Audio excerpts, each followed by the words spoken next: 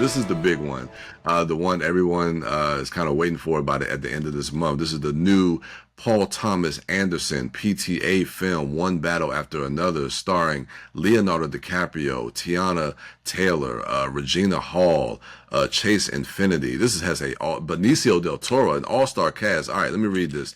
When their evil enemy resurfaces after 16 years, a group of ex-revolutionaries reunite to rescue one of their own's daughter. Yeah, that's a synopsis. Yeah.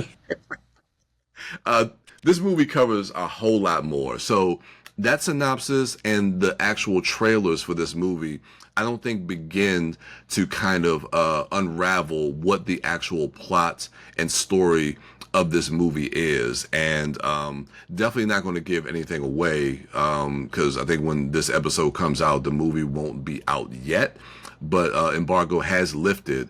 But yeah, this movie for me was a journey.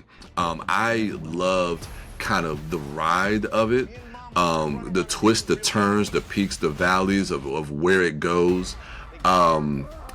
But yeah, there's a lot of complicated things in the movie when we talk about maybe some of the tonal shifts and some of the messaging. But I just thoroughly enjoy just the filmmaking aspect of this.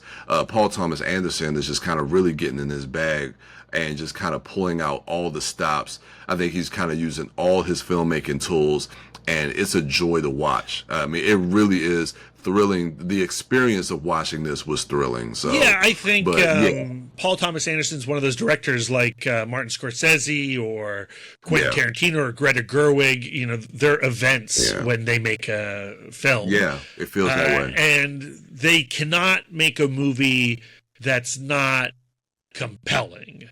One Battle After Another is basically about what it's like to live in a police state.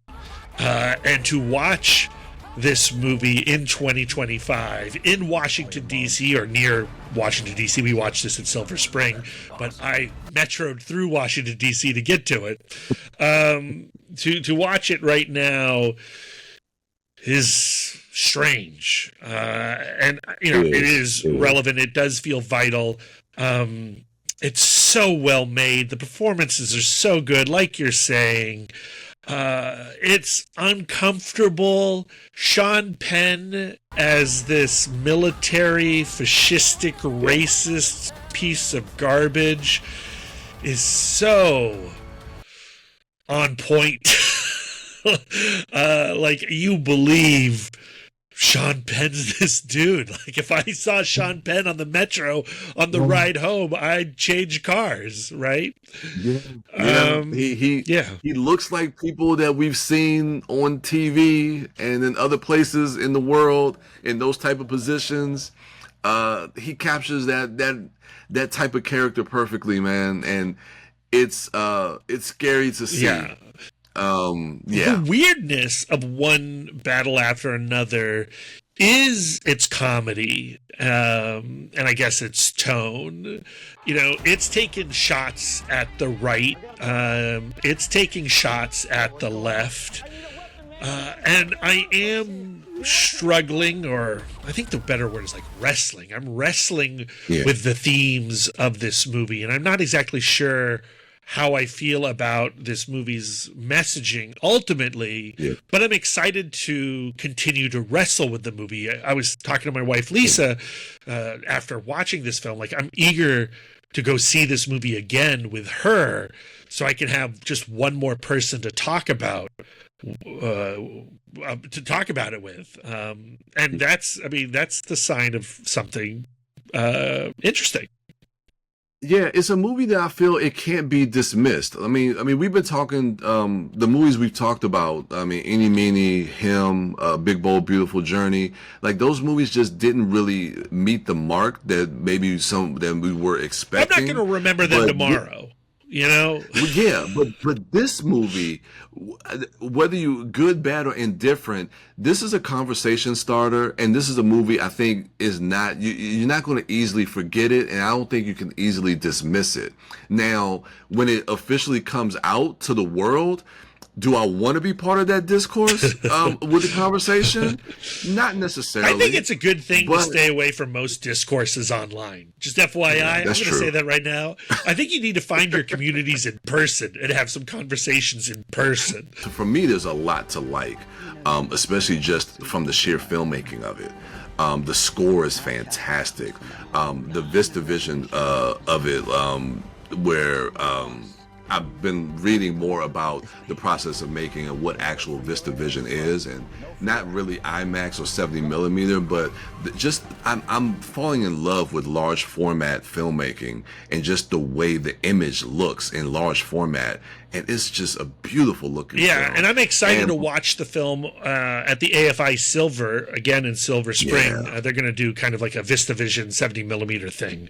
That's cool. Film. Yeah, and before. What's that? Film, man, love it. Before we end the show, with this segment, Benicio del Toro, man, we talked highly about him. I mean, there's a segment, there's a vignette, in the middle of this movie that is fantastic, that features him, and Leo together. But I want to get more into it, and we'll probably talk more about it, definitely outside of the show. But anytime Benicio is on screen, he steals this movie. Yeah. It's a great movie that I think both of us are wrestling with. I'll go first and just say I think I'm gonna give this one a B+ because of what we said. I don't think this is a movie that is easily dismissed. I don't think you're going to forget. Like you were saying, we're still thinking about it. We're still trying to process it, and that says a lot. And to see one of the premier filmmakers working with one of the top tier actors today in Leonardo DiCaprio, who gives a fantastic performance. Tiana Taylor, I think, is absolutely phenomenal. Chase Infinity is great as well. Chase Infinity is great, and this is, I believe, it's her first film, from what I've read. I'm gonna go B+. What's your rating for this? Yeah, one? It's a B+. You got to see it. Yeah. You got to go see it on a big screen, and then you got to go have a bunch of arguments about it. You do. You got to in person. It's only right in person, please, not online. It's not going to help anybody. If you liked what you just saw, then check us out on YouTube at PGC TV Online. We'll see you at the movie.